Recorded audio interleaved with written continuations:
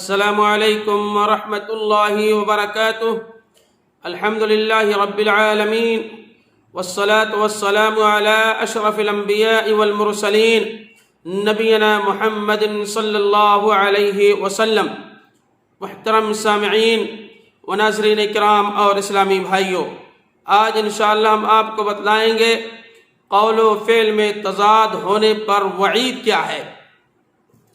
ایمان صادق کا تقاضا یہ ہے کہ مومن نہ جھوٹ بولے اور نہ وعدہ خلافی کرے، جو کہے اس کے مطابق عمل کرے، اور جو نیک کام نہ کیا ہو اسے اپنی طرف منسوب بھی نہ کرے۔ بہت سارے ہمارے بھائی کیا کرتے ہیں، جو کام کرتے بھی نہیں ہیں، نیک عمل کرتے بھی نہیں ہیں، اور وہ اپنی طرف منسوب بھی کرتے ہیں، کیونکہ اللہ رب العالمین کے نزدیک سب سے زیادہ مبغوض بات یہ ہے کہ آدمی اپنی طرف ایسا بھلائی کا کام منسوب کرے جو اس نے نہیں کیا ہے، کہے میں فلاں خیر کا کام کروں گا اور پھر اسے وہ نہ کرے۔ ایسے لوگوں کی یہ بات نہ بھولنی چاہیے۔ اللہ تبارک و تعالی علیم بذات الصدور ہے، تمہارے سینوں کے اندر جو بھید ہے، تمہارے سینوں کے اندر جو چیزیں ہیں، اللہ رب العالمین جانتا ہے۔ تمہارے دل کے اندر جو وسوسے پیدا ہوتے ہیں اس کا بھی علم اللہ رب العالمین کو موجود ہے۔ اور اللہ رب العالمین نے قرآن مجید کے اندر سورہ بقرہ آیت نمبر 284 کے اندر ذکر کیا، للہ ما فی السماوات وما فی الارض وان تبدوا ما فی انفسکم او تخفوه یحاسبکم به اللہ فیغفر لمن یشاء ویعذب من یشاء واللہ علی کل شیء قدیر۔ جو کچھ آسمانوں اور زمینوں میں ہے اللہ کی ملکیت میں ہے، جو دھرتی اور آکاش کے اندر ہے یہ ساری کی ساری ملکیت اور ساری کی ساری چیزیں اللہ رب العالمین کی ملکیت ہے۔ اور تمہارے دل میں جو کچھ ہے اسے چاہے ظاہر کرو یا چھپا لو، اللہ رب العالمین پر اس پر تمہارا محاسبہ ضرور کرے گا۔ جو باتیں ہیں دل کے اندر، چاہے وہ تم ظاہری کرو یا چاہے اس کو چھپا لو، اللہ رب العالمین ہر چیز کا محاسبہ کرے گا کل قیامت کے دن، اور پھر جسے چاہے گا معاف کر دے گا اور جسے چاہے گا عذاب دے گا۔ اور اللہ تبارک و تعالی ہر چیز پر قادر ہے۔ اس آیت کریمہ کے اندر اللہ رب العالمین نے جو بیان فرمایا ہے وہ دلوں کے اسرار و رموز سے بھی واقف ہے۔ تمہارے دلوں کے اندر جو مخفی طور پر چھپا ہوا ہے اس کا بھی علم اللہ رب العالمین کو موجود ہے۔ اس سے کوئی بھی معاملہ پوشیدہ نہیں، اس سے کوئی بھی معاملہ مخفی نہیں۔ ہاں، لوگوں کے سامنے تو اپنے ظاہر و باطن کو فرق کر کے اس سے مخفی رکھا جا سکتا ہے، لیکن علیم بذات الصدور سے باطن کوئی پوشیدہ نہیں ہو سکتی ہے۔ الغرض اس آیت میں ظاہری اور باطن کو بالکل صاف ستھرا رکھنے اور جو بات بندہ بیان کرے اس پر خود بھی عمل کرے اور اس کی ترغیب بھی دلائے۔ بنو اسرائیل کے بارے میں آتا ہے، بنو اسرائیل کے بارے میں اللہ تبارک تعالیٰ نے فرمایا ایک بہت بری صفت ہے، وہ لوگوں کو تو ایمان اور بھلائی کا حکم دیتے تھے اور خود اپنے آپ کو اس پر بھول جاتے تھے۔ لوگوں کو اچھائی کی طرف حکم دیتے تھے لیکن وہ خود عمل نہیں کرتے تھے، حالانکہ وہ تورات پڑھتے تھے جس میں خیانت، ترک خیر اور قول و عمل میں تضاد پر بہت ہی شدید وعید آئی ہے۔ اللہ رب العالمین نے قرآن مجید کے اندر سورہ بقرہ آیت نمبر 44 کے اندر ذکر کیا، اتأمرون الناس بالبر وتنسون انفسکم وتتلون الکتاب افلا تعقلون۔ کیا یہ لوگوں کو بھلائی کا حکم کرتے ہو اور خود اپنے آپ کو بھول جاتے ہو؟ لوگوں کو بھلائی کی طرف بلاتے ہو، لوگوں کو اچھائی کی طرف بلاتے ہو اور خود اپنے آپ کو بھول جاتے ہو۔ اس کے باوجود کہ تم کتاب پڑھتے ہو اور اتنی بھی تم کو سمجھ نہیں ہے، یعنی کتاب پڑھنے کے باوجود بھی تمہیں علم نہیں ہے، تمہیں سمجھ نہیں آتی ہے۔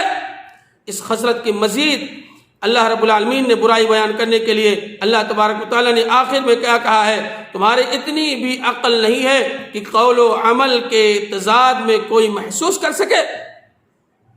اللہ رب العالمین نے قرآن مجید کے اندر سورہ صف کے اندر آیت نمبر 2 اور آیت نمبر 3 کے اندر ذکر کیا، یا ایھا الذین آمنوا لم تقولون ما لا تفعلون کبر مقتا عند اللہ ان تقولوا ما لا تفعلون۔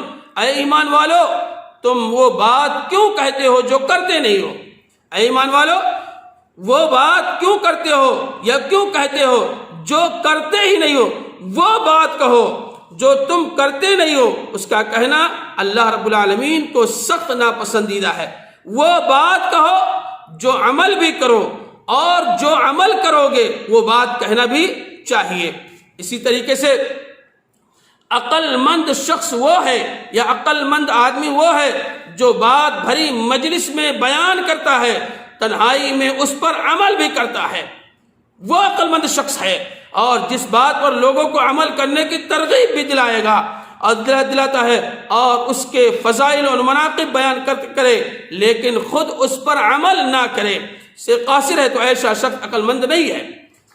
ایسا جیسا انسان جس طریقے سے نماز کے لیے حکم دیتا ہے، بتاتا ہے کہ چلیے نماز کے لیے، لیکن وہ خود عمل نہیں کرتا ہے، اور اسی طریقے سے بدعات سے لوگوں کو دور کرتا ہے، خود بدعات کے اندر ملوث ہو جاتا ہے، تو وہ عقل مند شخص نہیں ہے۔ عقل مند شخص وہ ہے جو نماز پڑھنے کا حکم بھی دیتا ہے، نماز کے لیے بلاتا بھی ہے، اور خود نماز پر عمل بھی کرتا ہے۔